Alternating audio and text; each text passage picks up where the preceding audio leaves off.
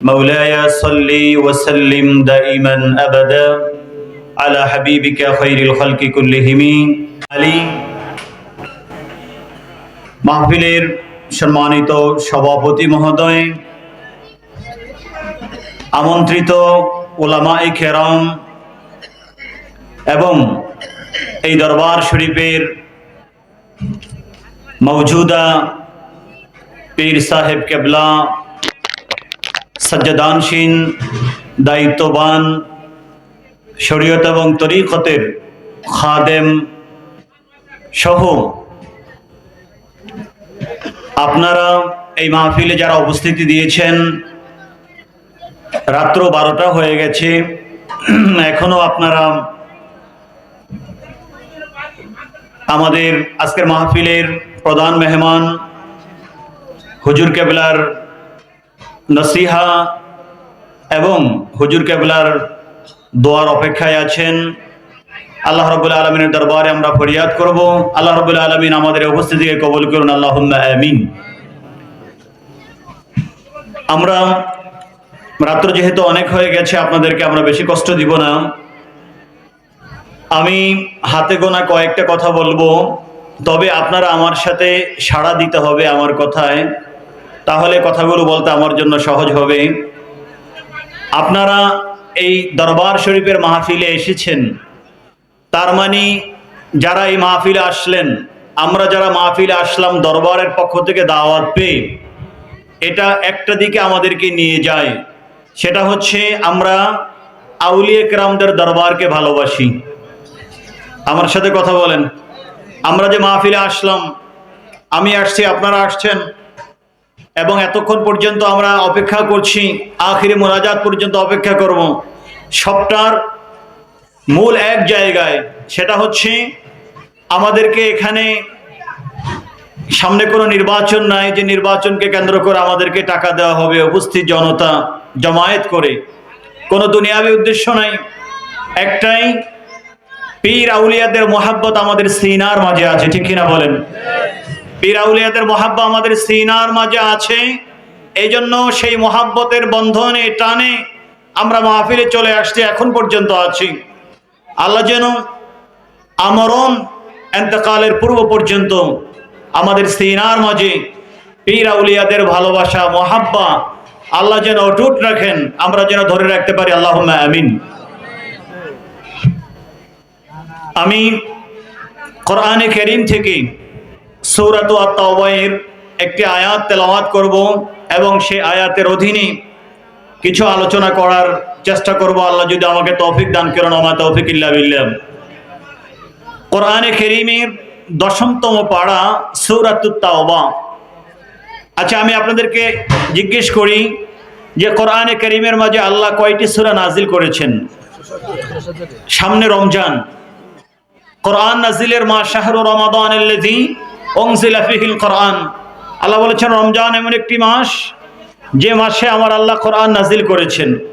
এই কোরআনকে আমার আল্লাহ নাজিল করেছেন পবিত্র রমজান মাসে। রমজানের কোন রাত্রে নাজিল করেছেন? ইন্না আনজালনাহু ফি লাইলাতুল কদর। আমি রমজানের কদরের রাতে এই কোরআনে কারীমকে নাজিল করে দিয়েছি। তো সামনে রমজান, রমজানকে কেন্দ্র করে, রমজানকে সামনে রেখে আমরা মুসলমানের সন্তান, আপনারা বলেন কোরআনের সাথে আমাদের সম্পর্ক বাড়বে না কমবে? আওয়াজ করে বলেন, বাড়বে না কমবে? আমাদের মা বোন ঘরে যারা আছে, কোরআনের সাথে তাদের সম্পর্ক বাড়বে না কমবে? কোরআন সুন্নাহর সাথে মুসলমানদের সম্পর্ক রমজান যখন চলে আসে বেড়ে যায়, কমে যায় না, বেড়ে যায়। আল্লাহ রাব্বুল আলামিন কোরআনে কারীমকে 114টি সূরা দিয়ে, সূরাতুল ফাতিহা দিয়ে আরম্ভ করেছেন, সূরাতুন নাস দিয়ে শেষ করেছেন।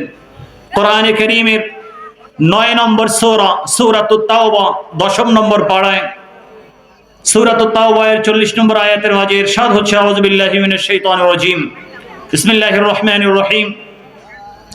কুল ইন কানা আবাউকুম ওয়া আবনাউকুম ওয়া ইখওয়ানুকুম ওয়া আজওয়াজুকুম ওয়া আশীরাতুকুম وأموال اقترفتموها وتجارة تخشون كسادها ومساكن ترضونها أحب إليكم من الله ورسوله وجهاد في سبيله ফাতারাব্বাসু হাত্তা ইয়াতি আল্লাহু বিআমরিহি ওয়াল্লাহু লা ইয়াহদিল কওমাল ফাসিকিন।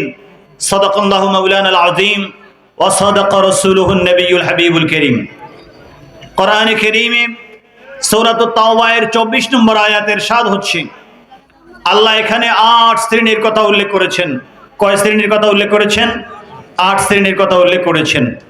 তিনি বলছেন, কুল, হাবিব আপনি বলে দেন। আলহামদুলিল্লাহ বলেন। আল্লাহ আদেশ করেছেন কাকে? হাবিবকে আদেশ করেছেন, রসুলকে আদেশ করেছেন। আমাদের প্রিয় নবী হযরত মুহাম্মদুর রাসূলুল্লাহ সাল্লাল্লাহু আলাইহি ওয়াসাল্লামকে আল্লাহ আদেশ করেছেন, হাবিব আপনি আমার পক্ষ থেকেই বলে দেন। তো আল্লাহর হাবিব আল্লাহর পক্ষ থেকে কাদেরকে বলবেন? বলুন, কাদেরকে বলবেন? আমাদেরকে বলবেন, হাবিব আমার পক্ষ থেকে আপনার উম্মতকে বলে দেন। 8 শ্রেণীর কথা আল্লাহ বলেছেন এই আয়াতের মাঝে। 8 শ্রেণীর থেকে তোমাদের মুহাব্বা 8 শ্রেণীর উপরে আল্লাহর হাবিবের জন্য হতে হবে, আল্লাহ রসুলের জন্য হতে হবে, আল্লাহর জন্য হতে হবে। 8 শ্রেণীর বেশি মানুষ যদি আল্লাহ আল্লাহ রসুলকে ভালোবাসে তাহলে সে জান্নাতে যাবে, আর নসে তার ঠিকানা জাহান্নামে হবে। এখন জেনে নেই সেই 8 শ্রেণী কি, যাদের উপরে আল্লাহ আল্লাহ রসুলের মোহাব্বতকে প্রাধান্য দিতে হবে। আল্লাহ আল্লাহ রসুলের পথে যারা চলে, পীর মাশায়েখদেরকে এবং এই দরবারকে প্রাধান্য দিতে হবে সব কিছুর উপরে। আল্লাহ কোরআনে কারীমের মাঝে 8 শ্রেণীর কথা বলে দিলেন। 1, কুল ইন কানা আবাউকুম, হাবিব আপনি বলে দিন তোমাদের বাবারা, তোমাদের বাবা দাদাগণ। 1 শ্রেণী, আপনারা হাতে গণেন, আমি পড়ছি আপনারা গণেন কয় শ্রেণী হচ্ছে। কুল ইন কানা আবাউকুম, যে যদি তোমাদের বাবাগণ, তোমাদের বাবা দাদাগণ। 1, ওয়া আবনাউকুম, তোমাদের সন্তানগণ। কয় শ্রেণী হলো? 2। ওয়া ইখওয়ানুকুম, তোমাদের ভাইগণ, আপন ভাই, সৎ ভাই, তোমাদের ভাইগণ। ওয়া আজওয়াজুকুম, তোমাদের স্বামী অথবা তোমাদের স্ত্রী। আমাদের জন্য স্ত্রী, তাদের জন্য স্বামী। কয় শ্রেণী হলো? 4 শ্রেণী। ওয়া আশিরাতুকুম, তোমাদের পরিবার পরিজনের অন্যান্য সদস্যগণ, পরিবারের মাঝে আরো যারা আছে তারা। তারপর ওয়া আমওয়ালুন ইকতারাফতুমুহা, তোমরা অত্যন্ত মায়া করে, কষ্ট করে যেই ধন সম্পদের পাহাড় জমিয়েছো, যেই ধন সম্পদ তোমরা গড়েছো, তোমাদের সেই ধন সম্পদ। কয় শ্রেণী হলো? 6। ওয়া তিজারাতুন তাকশাউনা কাসাদাহা, এবং তোমাদের মাঝে যারা ব্যবসায়ী আছে, আপনাদের মাঝে ব্যবসায়ী কেউ আছেন? আপনারা ব্যবসায়ীকে ভালোবাসেন কি ভালোবাসেন না? আপনারা যারা ব্যবসায়ী আছেন আপনারা ব্যবসাকে অনেক ভালোবাসেন, তাই না? আল্লাহর হাবিব পাক আল্লাহ বলছেন ওয়া তিজারাতুন তাকশাউনা কাসাদাহা, এবং তিজারা ব্যবসা, তাকশাউনা কাসাদাহা, ব্যবসায়ের প্রতি তোমার মন এতটাই ভালোবাসা লেগে গেছে, তুমি ভয় পাচ্ছ যদি ব্যবসা নষ্ট হয়ে যায়, যদি ব্যবসায় আমি ক্ষতিগ্রস্ত হয়ে যাই, আমার ব্যবসাটা যদি শেষ হয়ে যায়, সেই ব্যবসা তোমার ভালোবাসার। আর 1 শ্রেণী বাকি আছে, ওয়া মাসাকিনু তারদাউনাহা, তোমার কষ্ট দিয়ে, শ্রম দিয়ে সারা জীবনে তুমি একটা বাড়ি নির্মাণ করেছো। আমরা দেখা যায় জীবনটা সারা জীবন অল্প অল্প করে কামাই করতে করতে, কামাইগুলোকে আমরা জমা করতে করতে জীবনের শেষে অথবা একটা পর্যায়ে আমরা বাড়ি করি। সেই বাড়ি, অট্টালিকা বা টিনের ঘর, কুড়ে ঘর আমার কত প্রিয় হয়ে যায়। আমি আমার জীবন দিয়েও ওই বাড়িকে আগুন থেকে রক্ষা করি, বিপদ থেকে রক্ষা করি। আমার আল্লাহ 8 শ্রেণীর কথা বলে দিলেন। বাবাদের কথা বললেন, সন্তানের কথা বললেন, ভাইদের কথা বললেন, তারপরে স্বামী স্ত্রীর কথা বললেন, পরিবার পরিজনের কথা বললেন। আল্লাহ বলে দিলেন ধন সম্পদের কথা, আল্লাহ বলে দিলেন ব্যবসা বাণিজ্যের কথা, আল্লাহ বলে দিলেন আমার বাসস্থানের কথা। এই 8 শ্রেণীর কথা বলে আল্লাহ আমাদেরকে একদিকে বলে দিলেন আল্লাহর হাবিবের মাধ্যমে, হাবিব আপনার উম্মতকে বলে দিন, আপনার উম্মতের, আমার বান্দাদের কারো যদি আমি এবং আপনার চেয়ে এই 8 শ্রেণীর কোনোটার প্রতি বেশি ভালোবাসা থাকে, এবং আপনার এবং আমার রাস্তায় জিহাদ করা, অর্থাৎ আমার এবং আপনার রাস্তাকে ঠিক রাখার জন্য, এই পথে মানুষগুলোকে আহ্বান করার জন্য, দ্বীন ও দাওয়াতের কাজ থেকে তাদের কাছে যদি এগুলো বেশি ভালোবাসার বিষয় হয়, তাহলে ফাতারাব্বাসু হাত্তা ইয়াতি আল্লাহু বিআমরি, স্পষ্ট বলে দিয়েছেন অপেক্ষা থাকো আল্লাহর আযাব আসার আগ পর্যন্ত। ইন্নাল্লাহা লা ইয়াহদি আল কওমাল ফাসিকিন, আল্লাহ রাব্বুল আলামিন যারা ফাসিক যারা জালেম তাদেরকে আল্লাহ হেদায়েত দান করেন না।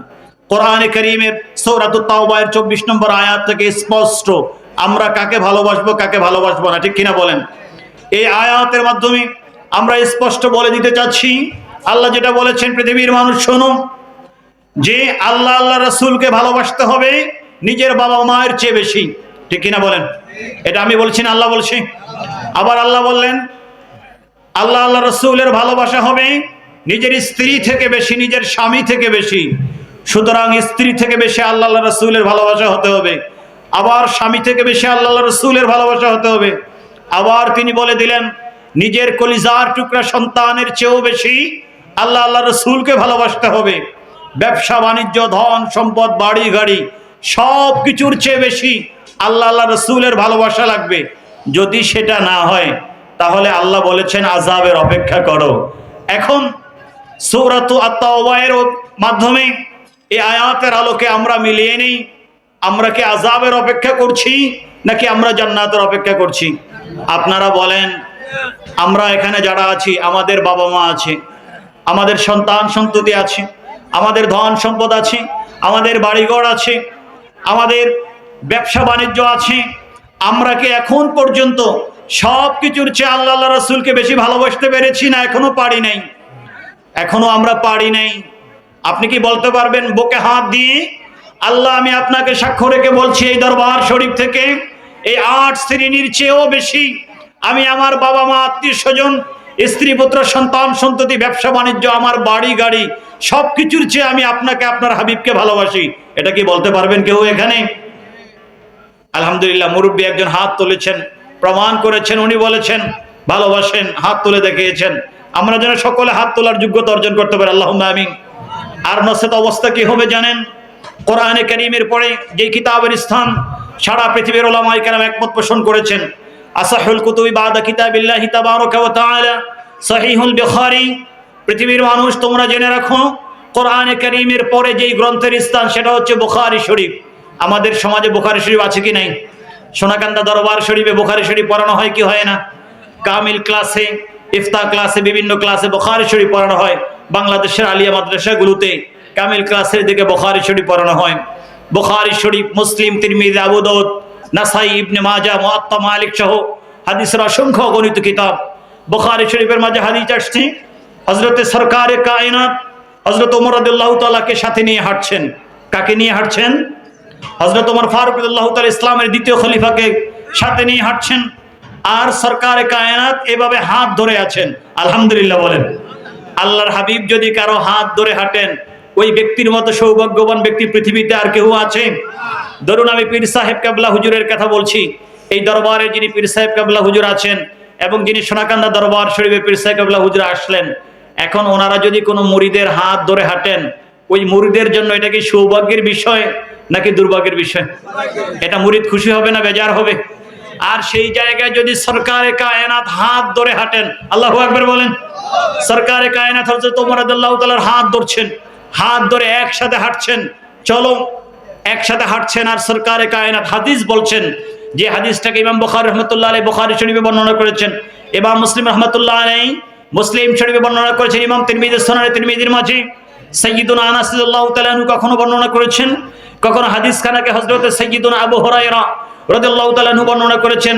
সরকারে কায়নাত ইরশাদ করেন, লা ইউমিনু আহাদুকুম হাত্তা ইয়াকুনা আহাব্বা ইলাইহি মিন ওয়ালিদিহি ওয়া ওয়ালাদিহি ওয়ান নাসি আজমাইন আও কামা ক্বালা আলাইহিস সালাতু ওয়াস সালাম। পৃথিবীর মানুষ শুনো, লা ইউমিনু আহাদুকুম, তোমাদের কেউ মুমিন হবে না। বুঝতে পারছেন? আপনাকে বলছেন, আমাকে বলছেন, আমাদের সবাইকে বলছেন, টোটাল উম্মাহকে বলেছেন, লা ইউমিনু আহাদুকুম, তোমাদের কেউ মুমিন হবে না। হ্যাঁ, মুমিন হওয়ার জন্য একটা মাত্র রাস্তা বাকি আছে। সেই রাস্তাটা হচ্ছে হাত্তা আকুনা আহাব্বা ইলাইহি মিন ওয়ালিদিহি ওয়া ওয়ালাদিহি ওয়ান নাসি আজমাইন। যতক্ষণ পর্যন্ত আমি নবী মুস্তাফাকে তুমি পৃথিবীর সব কিছু থেকে, তোমার বাবা মা থেকে, তোমার সন্তান সন্ততি, সকল মানব জাতি, সকল মানুষ থেকে, সৃষ্টি জগৎ থেকে যতক্ষণ পর্যন্ত সবচেয়ে বেশি ভালো না বাসবে মুসলিম শরীফের হাদিসে আরেকটু বাড়ানো আসছে ওয়ামিন নাফসিহি, এবং তোমার আত্মা থেকে যতক্ষণ পর্যন্ত আমাকে বেশি ভালো না বাসবে ততক্ষণ পর্যন্ত তুমি মুমিন হতে পারবে না। আল্লাহু আকবার বলেন। এখন একটু ক্যালকুলেশন করে নেন যে আমি তো আমার বাবার চেয়ে নবীজিকে বেশি ভালোবাসলাম, আমি আমার মায়ের চেয়ে নবীজিকে বেশি ভালোবাসলাম, আমি আমার স্ত্রীর চেয়ে নবীজিকে বেশি ভালোবাসলাম, আমার সন্তানদের চেয়ে নবীজিকে বেশি ভালোবাসলাম, সব কিছুর চেয়ে আমি বেশি ভালোবাসলাম। কিন্তু আমার যে জান আছে, যদি দুইটা পাল্লা আমার সামনে রাখা হয়, এক পাল্লায় নবীজির ভালোবাসা, আরেক পাল্লায় আমার জীবন, এখানে কোরবান হবে, আমি কোনটায় যাব? আমার বর্তমানের যে অবস্থান, অবশ্যই আমি বলে ফেলবো যে ভালোবাসা তো একদিকে আছে, কিন্তু আমার জানের চেয়ে এখনো প্রিয় হয় নাই। আমার জানকে বাঁচানোর জন্য আমি বিভিন্ন পায়তারা করব, বিভিন্ন কৌশল অবলম্বন করব কি করব না। কিন্তু সাহাবায়ে কেরামদের কাছে এমনটা ছিল না। হযরত সাইয়্যিদুনা ইবনে ওমর রাদিয়াল্লাহু তাআলা আনহু, যার কথা একটু আগে বললাম, ওমর রাদিয়াল্লাহু তাআলা আনহুর সাহেবজাদা, যিনি হাদিসে পাকের মাঝে সবচেয়ে বড় মুহাদ্দিস ছিলেন, আজ পর্যন্ত যারা হাদিস বর্ণনা করেছেন সাহাবায়ে কেরামদের মাঝে যিনি রাইসুল মুহাদ্দিসিন ছিলেন, হযরত সাইয়্যিদুনা ইবনে ওমর রাদিয়াল্লাহু তাআলা আনহু এবং সাইয়্যিদুনা ইবনে আব্বাস, যিনি কোরআনে কারীমের শ্রেষ্ঠ মুফাসসির এই উম্মতের মাঝে ছিলেন, দুইজন এক মজলিসের মাঝে বসা আছেন।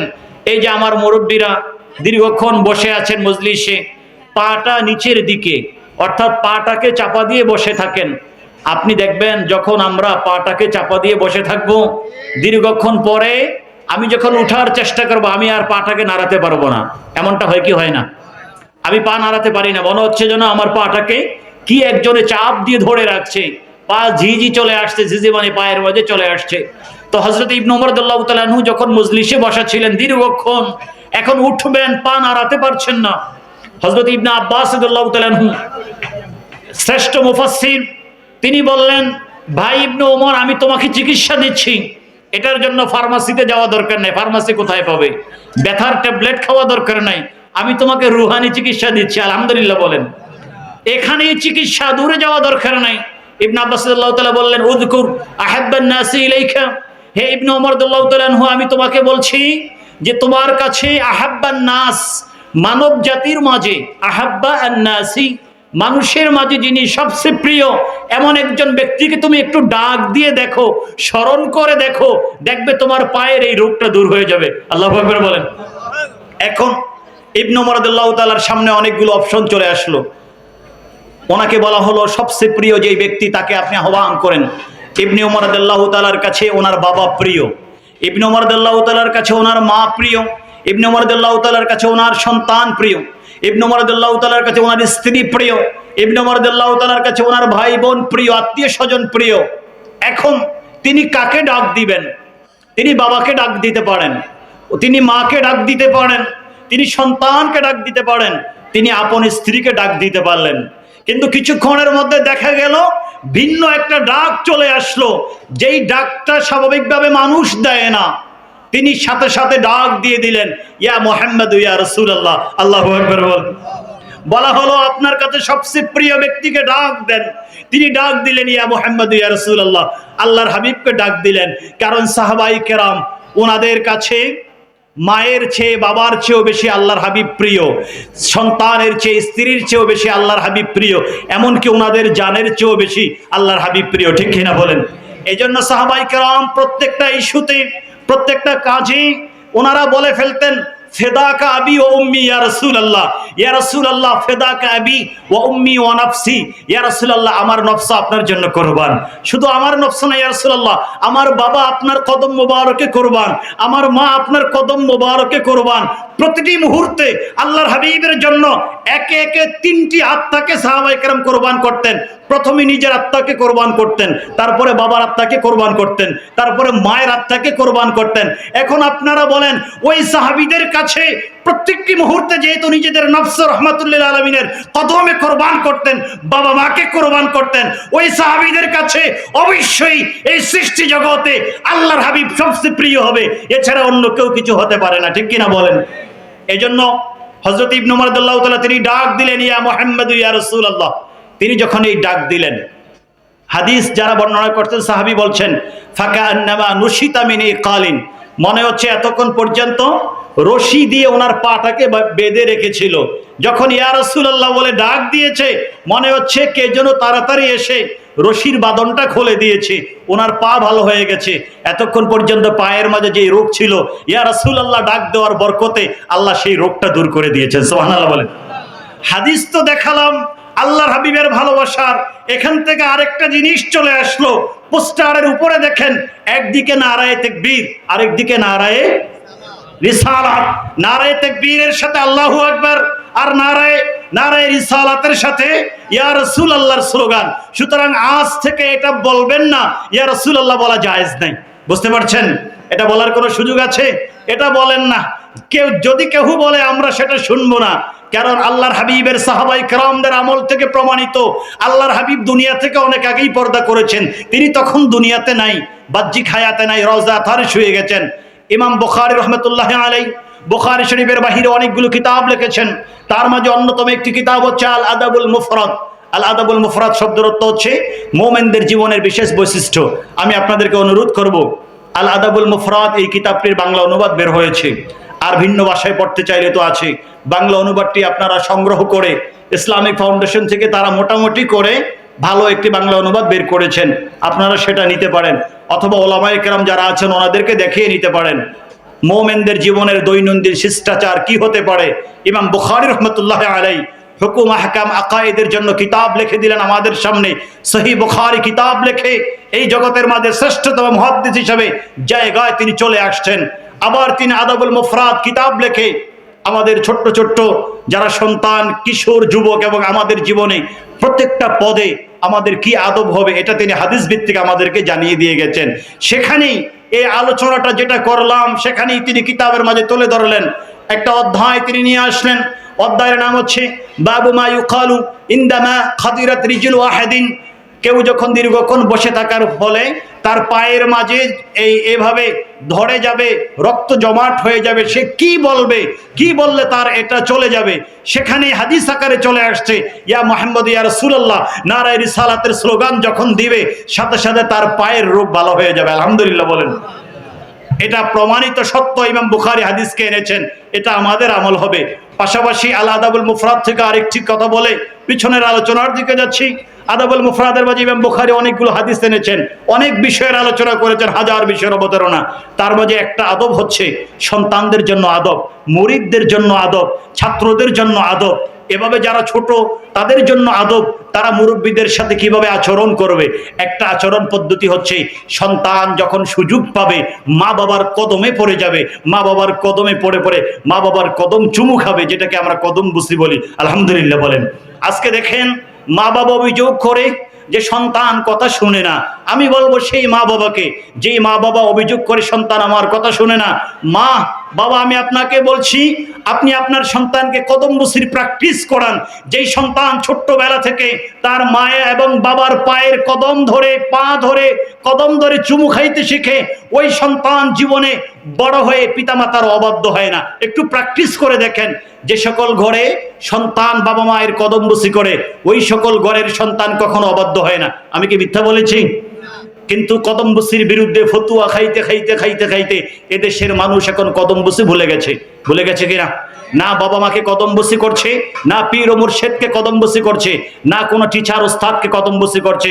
আদাবুল মুফরাদ কিতাবের মাঝে ইমাম বুখারী রাহমাতুল্লাহি আলাইহি স্পষ্ট হাদিস এনেছেন, বাবু তাকবিল আর রিজলি, পা চুমু, কদম চুমু, কদম বুসির ব্যাপারে তিনি হাদিস এনেছেন।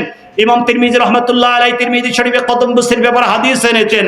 ইমাম ওয়ালিউদ্দিন তিবরিজি রাহমাতুল্লাহ আলাইহি আমাদের বাংলাদেশের আলিয়াতে এবং কওমি মাদ্রাসায় হাদিসের কিতাব পড়ানো হয়। মিশকাতুল মাসাবি কিতাবের মাঝে কদম বুসির ব্যাপারে তিনি হাদিস এনেছেন। প্রিয় নবী সাল্লাল্লাহু আলাইহি ওয়াসাল্লামের হাদিস ইমাম হাকিম রাহমাতুল্লাহ আলাইহি স্পষ্ট হাদিস এনেছেন।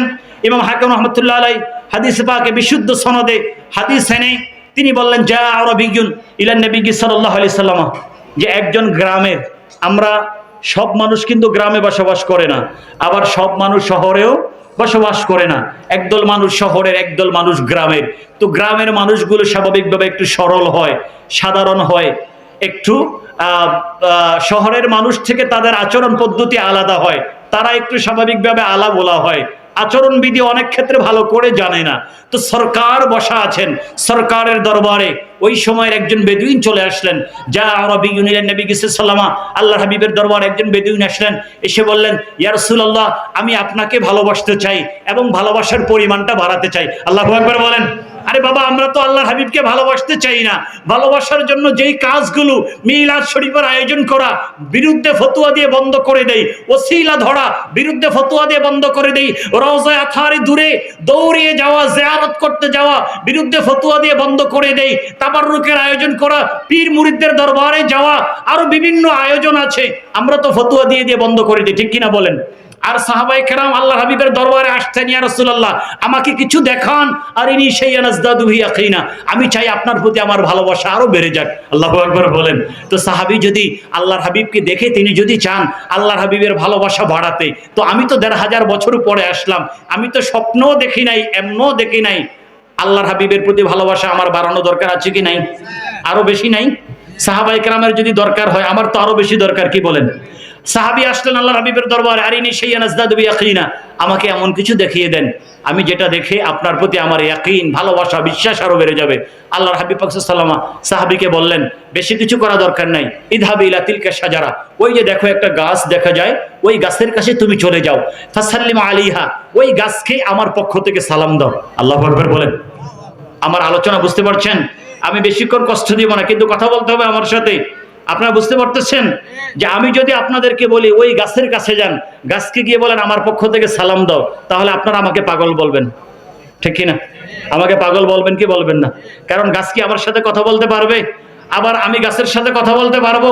কিন্তু না, এটা তো আমার প্রশ্ন না, এটা হচ্ছে এমন এমন সরকারের প্রশ্ন, এমন জাতে মুকাদ্দাসার প্রশ্ন, যেই জাতে মুকাদ্দাসাকে এক পাল্লায় রাখা হলে সৃষ্টি জগতের সবাইকে আরেক পাল্লায় রাখা হলে জাতে মুকাদ্দাসার সরিষা পরিমাণ, বিন্দু পরিমাণ ইজ্জতের কাছে কারো কেউ আসবে না। জাতে মুকাদ্দাসার মর্যাদা সবচেয়ে বেশি হবে। চিৎকার করে বলুন ঠিক কিনা? কারণ আমাদের বিশ্বাস, আহলে সুন্নাত ওয়াল জামাতের আকীদা, আল্লাহর হাবিব কোন উম্মতের মত না, কোন উম্মত নবীর মত না, ঠিক কিনা বলেন? নবীকে কি উম্মতের মতো বলা যাবে? নবীকে আমার মতো মানুষ বলা যাবে? বলার কোনো সুযোগ আছে? নাই। আরে নবী আপনার মতো কিভাবে হবে? হ্যাঁ, বাহ্যিক স্ট্রাকচার, বুঝতে পারছেন? আপনার হাত আছে, বাহ্যিকভাবে নবীজির হাত আছে কি নাই? আমাদের চেহারার সাথে, বাহ্যিক স্ট্রাকচারের সাথে বাহ্যিকতা নবীজির মিলে গেছে কি যায় নাই? বাহ্যিক স্ট্রাকচার, গঠন বাহ্যিক দেখা যায়, কিন্তু আপনি এই বাহ্যিকতা দেখে আপনি বলতে পারবেন না নবী আমার মতো।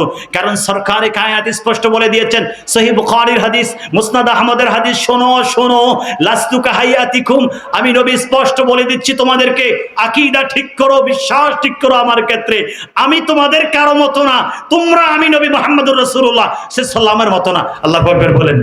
আল্লাহর হাবিব স্পষ্ট বলে দিয়েছেন কেউ না। আবার তিনি অন্য হাদিসের মধ্যে বলেছেন, আইয়ুকুম মিসলি, আমি তোমাদেরকে জিজ্ঞেস করছি কিয়ামত পর্যন্ত আমার উম্মত তোমরা যারা আসবে, তোমাদেরকে জিজ্ঞেস করছি, বলো তোমাদের আমার মতো তোমাদের মাঝে কে আছে? অর্থাৎ কাউকে আমার মতো খুঁজে পাওয়া যাবে না। আল্লাহু আকবার বলেন। এখন বলেন কিয়ামত পর্যন্ত এই ১৫০০ বছরের একটা লিস্টই আপনার সামনে আনেন। ১৫০০ বছরে কত ইমাম গেল, কত মুফাসসির গেল, কত মুফতি গেল, কত মুহাদ্দিস চলে গেল, কত রাজনীতিবিদ, অর্থশালী, কত মানুষ চলে গেল। বলুন তো ১৫০০ বছরে আমার নবীর মতো একজন আসছে? ভাই আপনারা কথা বলেন, আসছে? কিয়ামত পর্যন্ত আসার সম্ভব আছে? বাবা আদম আলাইহিস সালাম কি আমার নবীর মতো ছিলেন? হযরত ইব্রাহিম আলাইহিস সালাম ছিলেন, নূহ আলাইহিস সালাম ছিলেন, ঈসা আলাইহিস সালাম ছিলেন, ১,০০,০০০ বা ২,২৪,০০০ পয়গম্বর আল্লাহর হাবিব বাদ দিয়ে যারা, তারা কি আমার নবীর মতো ছিল? না, বরং আমার নবী নবীর মতো পৃথিবীতে কেউ আসে নাই, কিয়ামত পর্যন্ত আসবে না, ঠিক কিনা বলেন? এই জন্যই তো বাইতুল মাকদিসে আল্লাহর হাবিব যখন ইসরা এবং মেরাজে গেলেন, ইমামতি হযরতে আদম আলাইহিস সালামকে দেওয়া হয় নাই, ইমামতির দায়িত্ব হযরতে নূহ আলাইহিস সালামকে দেওয়া হয় নাই, হযরত ইব্রাহিম আলাইহিস সালামকে ইমামতির দায়িত্ব দেওয়া হয় নাই, কাউকে দেওয়া হয় নাই। সকলে মুসল্লির কাতারে দাঁড়িয়ে আছেন। হযরতে ইব্রাহিম আলাইহিস সালাম মুসল্লি হিসেবে দাঁড়িয়ে আছেন, বাবা আদম আলাইহিস সালাম মুসল্লি হিসেবে দাঁড়িয়ে আছেন, হযরতে সাইয়্যিদুনা ঈসা আলাইহিস সালাম মুসল্লি হিসেবে দাঁড়িয়ে আছেন, মুসা আলাইহিস সালাম মুসল্লি হিসেবে কাতার করে দাঁড়িয়ে আছেন। অপেক্ষায় ইমামতি কে করবে? হযরত জিবরিল বললেন, ইয়া রাসূলুল্লাহ, আল্লাহর পক্ষ থেকে আদেশ, আপনি ইমামুল মুরসালিন, ইমামুল মুত্তাকিন, কুল কায়নাতের শ্রেষ্ঠ আপনি, ইমামতের জায়গা খালি আছে, আপনি যান। আল্লাহ আদেশ করেছে এই জায়গায় শুধু ইমাম আপনি হবেন, আপনার সামনে কেউ ইমাম হতে পারবে না। সুবহানাল্লাহ বলেন। এই জন্য সরকার বলেছেন, আনা সাইয়্যিদু ওয়ালাদি আদমা ওয়ালা ফাখরা। শোনো, আদম সন্তানের মাঝে আল্লাহ আমাকে শ্রেষ্ঠ বানিয়েছেন, কুল কায়নাতের মাঝে, সৃষ্টি জগতের মাঝে আল্লাহ আমাকে শ্রেষ্ঠ বানিয়েছেন। এটা নিয়ে আমার কোনো গর্ব নাই, আমার কোনো অহংকার নাই, কারণ এই নিয়ামত আল্লাহ আমাকে দিয়েছেন। আলহামদুলিল্লাহ বলেন। নবী শিক্ষা দিয়েছেন, আমি যত বড় হই, আপনি যত বড় হন, এটা নিয়ে অহংকার করা যাবে না, কারণ এটা আমাকে কে দিয়েছে? আমার যত বড় নিয়ামত হবে, আমি তত বিনয়ী হব। আমি কি হব? আমি বিনয়ী হব, আমার আমিত্বকে শেষ করে দিব। আল্লাহর হাবিবের জীবনে কত উদাহরণ, কত দৃষ্টান্ত আছে। দেখেন, সরকারে কায়নাত, তিনি বুড়িমাকে দেখলেন, বুড়িমা আপনার বোঝা নিয়ে যাচ্ছে, কিন্তু বোঝাটা উনি কাঁধে বহন করতে পারছে না। আল্লাহর হাবিব দৌড়িয়ে গেলেন, নিজের মর্যাদাকে ভুলে গেলেন। এত সীমাহীন মর্যাদা আল্লাহ ওনাকে দান করলেন, সেই মর্যাদা থাকা সত্ত্বেও বুড়িমার কাছে দৌড়িয়ে গেলেন, মা আপনার বোঝাটা আমার কাছে দেন। আল্লাহর হাবিব তাড়াতাড়ি করে বোঝাটাকে কাঁধে টেনে নিলেন, বোঝাটাকে কাঁধে টেনে নিয়ে বুড়িমার বাড়িতে পৌঁছিয়ে দিলেন। বুড়িমা খুশি হয়ে গেলেন। আল্লাহর হাবিব পাক সাল্লাল্লাহু কে বুড়িমা কতক্ষণ বসিয়ে নসিহত করলেন, বাবা তুমি আমার এত উপকার করেছো, আমি তোমাকে গুরুত্বপূর্ণ কিছু নসিহত করছি। তো বুড়িমা আল্লাহর হাবিবকে যেই সকল নসিহত করেছেন, তার মাঝে একটা হচ্ছে, বাবা আমি তোমাকে অত্যন্ত গুরুত্বের সাথে বলছি, সতর্ক করছি, এই আরব দেশে, এই মক্কা শরীফে মোহাম্মদ নামে একজন ধর্মত্যাগীর আবিষ্কার হয়েছে, আসছে, সে আমাদের বাপ দাদাদের ধর্মের বিরুদ্ধে আমাদেরকে বুঝায়। সাবধান, তোমাকে বলে দিচ্ছি, ওই মোহাম্মদের কাছে যাবে না। আল্লাহু আকবার বলেন। কার কাছে কার কথা বলছে? আল্লাহর হাবিব বিনয় প্রদর্শন করিয়েছেন, সুন্দর আচরণ দেখিয়েছেন, বুড়িমার সাথে খারাপ ব্যবহার করেন নাই। তিনি মুস্কি হাসি দিয়ে আবার চলে আসছেন। একটু দূর যখন আগালেন, বুড়িমা ডাকলেন, বাবা শোনো, এতক্ষণ কথা হলো, কষ্ট করে বোঝা দিয়ে গেলে, আমি তো তোমার নামটা জিজ্ঞেস করলাম না, বাবা তোমার নামটা একটু বলো তো আমাকে। আল্লাহর হাবিব বললেন, আপনি যার ব্যাপারে আমাকে বলেছেন, যার অনুসরণ করতে না, আমি সেই মুহাম্মদুর রাসূলুল্লাহ সাল্লাল্লাহু আলাইহি ওয়াসাল্লাম। আল্লাহু আকবার বলেন।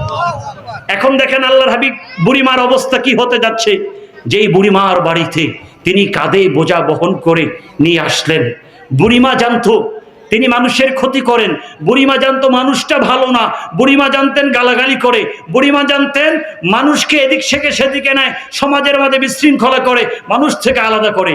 কিন্তু যখন বুড়িমা দেখলেন আমার বাড়িতে বোঝা দিয়ে গেল, তারপরে আমি সতর্ক করলাম, মোহাম্মদকে গালিগালাজ করলাম, অথচ তিনি অথচ কিছু বললেন না, মুস্কি হাসি দিলেন। এখন আবার যখন নাম জিজ্ঞেস করলাম, নামটা বললেন, তখন বুড়িমার অবস্থাটা কেমন হবে? তখন বুড়িমা স্পষ্ট বলে দিলেন, বাবা মুহাম্মদুর রাসূলুল্লাহ সাল্লাল্লাহু আলাইহি ওয়াসাল্লাম, তুমি যদি মোহাম্মদ হয়ে থাকো, আর তোমার ধর্ম, তোমার ইসলাম, তোমার আদর্শ, তোমার দাওয়া, তোমার মেসেজ, তোমার বার্তা, তোমার দ্বীন, তোমার কোরআন, তোমার আদর্শ যদি এত সুন্দর হয়ে থাকে, আর দেরি করো না বাবা, আমাকে তোমার ইসলামের মাঝে গ্রহণ করে নাও, আমাকে তোমার গোলামি করার সুযোগ দাও, আমাকে বায়াত করিয়ে দাও, আমি কালেমা পড়ে তোমার হাতে বায়াত হয়ে আমি মুসলমান হয়ে যেতে। সুবহানাল্লাহ। এটা হচ্ছে ইসলামের আদর্শ। ইসলাম মানুষকে বিনয় শিখায়, ইসলাম মানুষকে সুন্দর আদর্শ শিখায়, ইসলাম শিখায় তুমি তোমার আমিত্বকে বিলীন করে দাও। আমি বলতে কিছু নাই, সবকিছু কার? বলুন, সবকিছু কার? আমরা কি বলি না, ইন্না সালাতি ওয়া নুসুকি ওয়া মাহইয়ায়া ওয়া মামাতি লিল্লাহি রাব্বিল আলামিন? আমি আল্লাহর দরবারে বলছি, আল্লাহ আমার নামাজ আর কারো জন্য না, শুধুমাত্র আপনার জন্য। আমার বলা ঠিক আছে কি নাই? কোরআনে বলেছে, আমরা বলছি ইন্না সালাতি, আল্লাহ আমার নামাজ, ওয়া নুসুকি, আল্লাহ আমার কোরবানি, আমার হজ, আমার যাবতীয় সব ইবাদত, ওয়া মাহইয়ায়া ওয়া মামাতি, এমনকি আল্লাহ আমার জীবনটাও তো আপনার জন্য কুরবান। মাহইয়ায়া ওয়া মামাতি, আল্লাহ আমার জীবন, আমার মৃত্যু সব কিছু আপনার জন্য। আমরা এটা বলি কি বলি না? আমাদের বলতে কিছু নাই। যতক্ষণ পর্যন্ত বিনয় দেখাতে না পারবেন, না পারবো, ততক্ষণ পর্যন্ত মনে রাখবেন এই পৃথিবীর মাঝে আদর্শ মানুষ হওয়া যাবে না। আমরা তরিকতকে ভালোবাসি, তাসাউফকে ভালোবাসি। তরিকত তাসাউফ জগতের বড় মাপের একজন ইমাম শেখ সৈয়দ আব্দুল কাদের জিলানী, যাকে আমরা ছোট্টবেলায় বড় পীর বলতাম। বড় পীর বললে আপনারা চিনেন কি চিনেন না? বড় পীরকে শেখ সৈয়দ আব্দুল কাদের জিলানী রহমতুল্লাহ আলাই। বরফির আব্দুল কাদের জিলানী রহমতুল্লাহ আলাইহি উনি ওনার মূল্যবান বিভিন্ন নসিহার মাঝে তিনি একটা পরামর্শ নসিহা আমাদেরকে দিয়ে গেছেন, একটা গাইডলাইন দিয়ে গেছেন অনেকগুলোর মাঝে একটা। তিনি বললেন, আমি আল্লাহর কাছে পৌঁছার জন্য আমি বিভিন্ন রাস্তা খুঁজতেছিলাম, এই রাস্তায় গেলাম, দেখলাম এই রাস্তায় ইজদিহাম, অনেক ভিড়, ওই রাস্তায় গেলাম, দেখলাম ওই রাস্তায় অনেক ভিড়।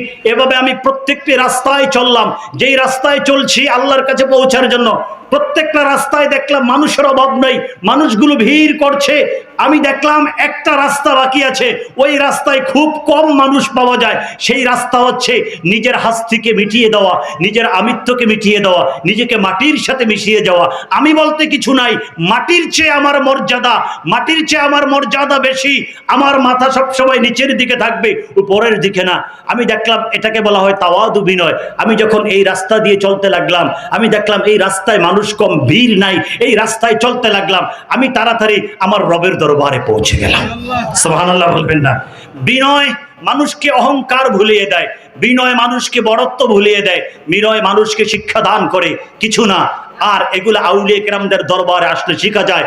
এছাড়া বর্তমানে স্বাভাবিকভাবে অন্য কোথাও এই ধরনের আলোচনাগুলো হয় না। আউলিয়া কেরামদের দরবারে আসলে শিক্ষা দেওয়া হয় হিংসা ত্যাগ করতে হবে। আউলিয়া কেরামদের দরবারে আসলে বলা হয় হিংসা, সুদ, ঘুষ, মিথ্যা, অত্যাচার, অনাচার সবকিছু বর্জন করতে হবে। দেওয়া হয় কি হয় না বাবা? হযরতে হাসান বসরি রহমাতুল্লাহ আলাইহি উনি ক্লাস করছেন, বিশ্ববিখ্যাত তাবিঈ। উনি কত বড় মাপের একজন স্কলার ছিলেন, তাবিঈ ছিলেন, সবাই ওনার কথা জানে। হাসান বসরি রহমাতুল্লাহ আলাইহি তিনি ক্লাস নিচ্ছেন, ওনার ছাত্ররা ওনার থেকে ক্লাস নিচ্ছেন। সারা পৃথিবীর মানুষগুলো ওনার কাছে চলে আসতেন ক্লাস গ্রহণ করার জন্য। তো তিনি এক সময় ক্লাস নিচ্ছেন, হঠাৎ করে ওনার ক্লাসের মাঝে এক ব্যক্তি ঢুকে গেল। এক ব্যক্তি ঢুকে ওনাকে জিজ্ঞেস করলো, হে ইমাম, আনতা আফদালু আমিল কালবু, যে আপনি উত্তম নাকি কুকুর উত্তম? বুঝতে পারছেন প্রশ্নটা কেমন? আগে মনে করেন কাকে জিজ্ঞেস করছে? তিনি হচ্ছেন ওই জামানার শ্রেষ্ঠ একজন ইমাম এবং শ্রেষ্ঠ একজন আল্লাহর ওলি, ইমাম হাসান বসরি। আমরা ছোট্টবেলায় হাসান বসরি, রাবেয়া বসরির কত আলোচনা শুনেছি, আপনারা শুনেন নাই? আমরা বই পড়েছি, আলোচনা শুনেছি। তো হাসান বসরি রহমতুল্লাহ আলাইহি এত বড় ইমাম, ওনার দরবারে এসে জিজ্ঞেস করলো, কে উত্তম? আনতা আমিল কালবু, আপনি উত্তম নাকি কুকুর উত্তম? এখন উনি কি আমাকে যদি জিজ্ঞেস করে, আমি কি তাকে জোর করে একটা থাপ্পড় মারবো না? যে বেটা আমাকে তুমি কুকুরের সাথে মিলাইতে আসছো, আমি কি রাগ করবো না? হ্যাঁ, কেন রাগ করব? কারণ আমি এখনো বিনয় শিখি নাই, এখনো বিনয়ের চূড়ান্ত রূপ আমার মাঝে ধারণ করে নাই। হযরত হাসান বসরি রহমাতুল্লাহ আলাইহি তিনি রাগ করলেন না, ফাআতরাকা রাসাহু, তিনি ওনার মাথাটাকে কিছুক্ষণ পর্যন্ত এভাবে নিচের দিকে দিয়ে দিলেন, মাথাটা নামিয়ে আছেন। এরপরে ফারাফা রাসাহু, একটু পরে তিনি মাথাটা উঠালেন।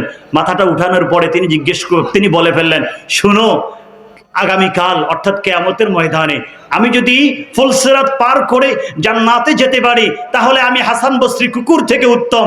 আর আমি হাসান বসরি যদি ফুলসিরাত পার করে জান্নাতে যাওয়ার আগে কাটা পরে জাহান্নামে পড়ে যাই, তাহলে আমি হাসান বসরি থেকে কুকুর উত্তম। আল্লাহু আকবার বলে। চিন্তা করছেন, একটা কুকুরের সাথেও মিসাল দিতে, একটা কুকুরের সাথেও দৃষ্টান্ত দিতে এত বড় ইমামের কিছু হয় নাই, ওনার গায়ে লাগে নাই, ওনার অহংকার আসে নাই, ওনার বরত্ব আসে নাই, আমিত্ব আসে নাই। এটার কারণ কি? এটার কারণ হচ্ছে নিজে মাটির সাথে মিশিয়ে গেছেন এবং মানুষের সামনে দৃষ্টান্ত রেখেছেন কিভাবে মাটির সাথে মিশতে হবে। আমরা যেন এই সবকগুলো নিতে পারি দরবার শরীফে এসে। যদি এটা না পারি তাহলে কিন্তু জীবন বৃথা। আমরা পারবো তো? বলেন পারবো? আল্লাহ যেন কবুল করে বলেন আল্লাহুম্মা আমিন। একটু মহব্বতে দরুদ শরীফ পড়ুন, আল্লাহুম্মা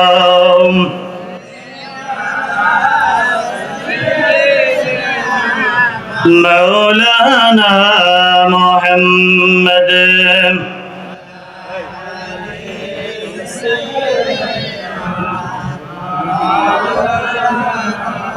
পিছনের দিকে যাচ্ছি কারণ হুজুর কেবলা চলে আসবে, বেশি দেরি হলে আপনাদেরও কষ্ট হবে। আমরা বলতেছিলাম প্রিয় নবী সাল্লাল্লাহু আলাইহি ওয়াসাল্লামের দরবারে এক ব্যক্তি আসলেন। আল্লাহ হাবিব সাল্লাল্লাহু আলাইহি ওয়াসাল্লামের দরবারে এসে বললেন, আরিনী শাইয়ান আজদাদু বিহি ইয়াকিনা, ইয়া রাসূলুল্লাহ, আমাকে এমন কিছু দেখিয়ে দেন আপনার প্রতি যেন আরো ভালোবাসা বেড়ে যায়। আল্লাহ হাবিব বলেন, ইযহাব ইলা তিলকা শাজারা, যাও ওই গাছের কাছে যাও, ওই গাছের কাছে যাও, ওই গাছের কাছে গিয়ে ফাসাল্লিম আলাইহা, ওই গাছের কাছে গিয়ে আমার পক্ষ থেকে ওই গাছকে সালাম জানাও। ওই বেদুইন ব্যক্তি চলে গেল, আল্লাহর হাবিবকে বিশ্বাস করে একটু অপেক্ষা করে না, সাথে সাথে সালাম জানালো যে দেখো আল্লাহর নবী তোমাকে সালাম জানিয়েছে এবং আল্লাহর নবী তোমাকে তার কাছে ডেকেছে। আল্লাহর হাবিবের মাঝে তার মাঝে ব্যবধান ছিল ওই গাছ সালাম দিয়েছেন, সালামের জবাব আল্লাহর হাবিবও শুনেছে এবং ওই বেদুইন ব্যক্তিও শুনেছে। আলহামদুলিল্লাহ বলে। আমি আগেই বলেছি এটা হচ্ছে আল্লাহর হাবিবের মাঝে, তিনি আমাদের মতো না, আমরা তার মতো না। আল্লাহর হাবিব গাছের সাথে কথা বললে সেই গাছ আল্লাহর হাবিবের জবাব দিতে বাধ্য কিনা, ঠিক কিনা বলেন, বাধ্য কিনা? এখানে চুপ করে থাকার কোনো সুযোগ আছে? সে কথা বলবে এমন জবানে, আমি বুঝবো না, কিন্তু আল্লাহর হাবিব বুঝবেন কি বুঝবেন না? আল্লাহর হাবিব বুঝে যাবেন।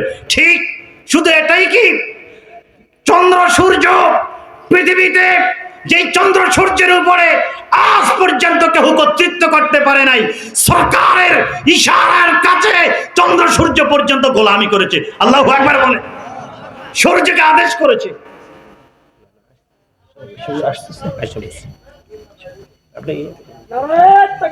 হুজুর আসতেছে, হুজুর আসতেছে। জি তাকবীর দেন, তাকবীর দেন।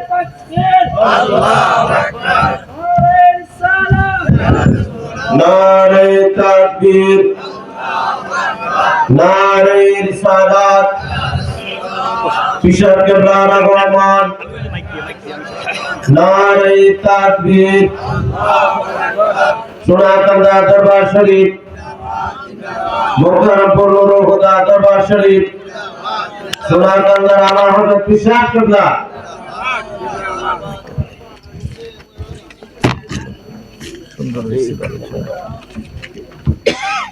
আমাদের পীর সাহেব হুজুর কেবলা চলে আসছেন। এখন হুজুর কেবলাকে সামনে রেখে আলোচনা করা এটা বেয়াদবি ছাড়া কিছুই না। আমি শুধু এই হাদিসটা শেষ করছি, হাদিসটা বলে আমি শেষ করবো, হুজুর যদি আমাকে অনুমতি দেয়। প্রিয় রাসূলুল্লাহ তিনি গাছকে বললেন, গাছ চলে আসলো। গাছ তার শিকড়কে ডান দিকে বাম দিকে সামনে পিছনে নাড়াতে নাড়াতে গাছ একেবারে সামনের দিকে চলে আসলো। ওই যে আমাদের ছোট ছোট বাচ্চারা যখন হাঁটতে শিখে দেখবেন যে এক কদম আগায় আবার তারা পড়ে যায়, এক কদম আগায় আবার তারা পড়ে যায়। এভাবে গাছ হামাগুড়ি দিতে দিতে আল্লাহ হাবিবের দরবারে এসে গেল। আলহামদুলিল্লাহ বলবেন। আল্লাহ হাবিবের দরবারে এসে আল্লাহ হাবিবকে সেজদা করে দিল। আল্লাহু আকবার বলেন। সেজদা করা হবে কাকে? আল্লাহকে। কিন্তু গাছ আল্লাহ হাবিবকে সেজদা করে দিলেন, কারণ গাছের জন্য কোনো শরীয়ত নাই, গাছের জন্য কোনো শরীয়ত নাই। বেদুইন ব্যক্তি যখন দেখলেন এই গাছ আল্লাহ হাবিবের ডাকে চলে আসছেন, সালাম দিচ্ছেন, এখন সে তো বেকুল হয়ে গেছে, কি না কি করবেন। তাড়াতাড়ি করে আল্লাহ হাবিব আবার বললেন, যাও গাছ চলে যাও। গাছ আবার রিটার্ন চলে গেল এবং সে তার জায়গা মতো উঠে গেল। আল্লাহ, এটা কিন্তু বিশুদ্ধ হাদিস দ্বারা মুস্তাদরাক আলা হাকিম মুস্তাদরাক সহিহ কিতাব রেফারেন্স দিয়েছি। এখন বেদুইন ব্যক্তি দিশেহারা হয়ে গেলেন, কি করবেন? আল্লাহ হাবিবের দরবারে অনুমতি চাইলেন, ইয়া রাসূলুল্লাহ একটা গাছ যদি আপনাকে সিজদা করতে পারে, আমি কি আপনাকে সিজদা করতে পারবো না? আল্লাহ হাবিব বললেন, না, আমি পৃথিবীতে কোনো মানুষকে সিজদা করার অনুমতি দেই না। লাউ কুনতু আমরান আইয়াসজুদু আহাদান লিআহাদিন লা আমারতুল মারআতা আন তাসজুদা লিজাওজিহা। আমি যদি কোনো মানুষকে আদেশ করতাম সিজদা করতে, তাহলে স্ত্রীদেরকে আদেশ করতাম তোমরা স্বামীদেরকে সিজদা করো। কিন্তু না, এই পৃথিবীর মাঝে একমাত্র সিজদা হবে কাকে? আল্লাহকে। এইজন্য দেখবেন সোনাকান্দা দরবার শরীফের পিছিয়ে হুজুরকে আজ পর্যন্ত কোনো মানুষ সিজদা করতে দেখছেন? দরবার শরীফের মাজার শরীফে গিয়েছেন, সিজদা করতে দেখছেন? এই দরবার শরীফে সিজদা করতে দেখেছেন?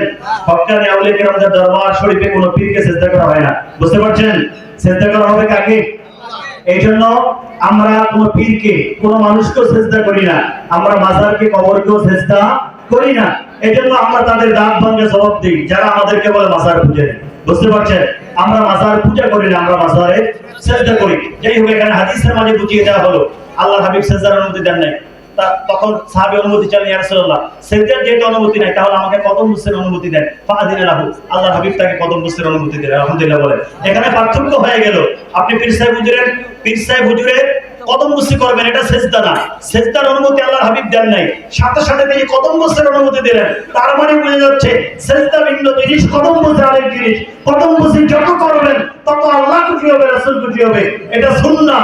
পীর সাহেবদেরকে এবং বুজুর্গদেরকে, পিতামাতাকে এবং যারা ছাত্র তারা ওস্তাদকে এভাবে আদব শিক্ষা দিতে হবে। ইমাম বুখারী সে আদাবুল মুফরাদের মাঝে সব তুলে ধরলেন। আল্লাহ আমাদেরকে বোঝার তৌফিক দান করুন। আল্লাহুম্মা আমিন। আমি আমার অবচল বক্তব্য এখানে শেষ করছি। হুজুরের কাছে ক্ষমা চেয়ে নিচ্ছি, হুজুরকে বসিয়ে আমি আলোচনা করছি। আসসালামু আলাইকুম ওয়া রাহমাতুল্লাহি ওয়া বারাকাতুহু। আমি কিছুক্ষণ বসছি সকলে বলি মারহাবা। আমাদের প্রধান বক্তা মাশাআল্লাহ অত সময় আমাদেরকে সুন্দর নসিহত করছেন। মাশাআল্লাহ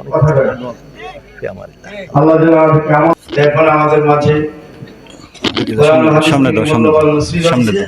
আলোচনা পেশ করবেন আজকের মাহফিলের প্রধান বক্তা বিশিষ্ট ইসলামী চিন্তাবিদ মুফাসসির কোরআন আলহাজ হযরত ডক্টর মোহাম্মদ সাইফুল ইসলাম আজহারী সাহেব চট্টগ্রাম, সাবেক লেকচারার আন্তর্জাতিক ইসলাম বিশ্ববিদ্যালয় মালয়েশিয়া ও খতিব চট্টগ্রাম বিশ্ববিদ্যালয় জামে মসজিদ, হুজুরকে তিনি মূল্যবান নসিহত পেশ করার জন্য অত্র মাহফিল কমিটির পক্ষ থেকে সবিনয় অনুরোধ করছি। আর আপনারা যে যেখানে আছেন সকলে প্যান্ডেলের ভিতরে চলে আসুন।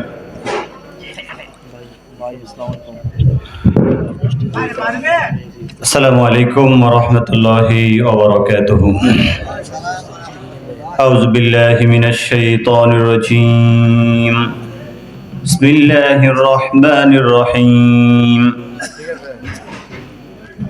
ইন্নাল্লাহা ওয়া মালাইকাতাহু ইউসাল্লুনা আলান নবী يا أيها الذين آمنوا صلوا عليه وسلموا تسليما اللهم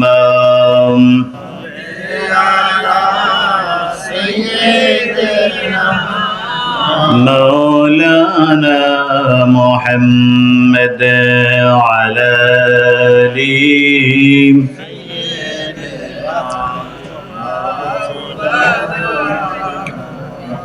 اللهم صل على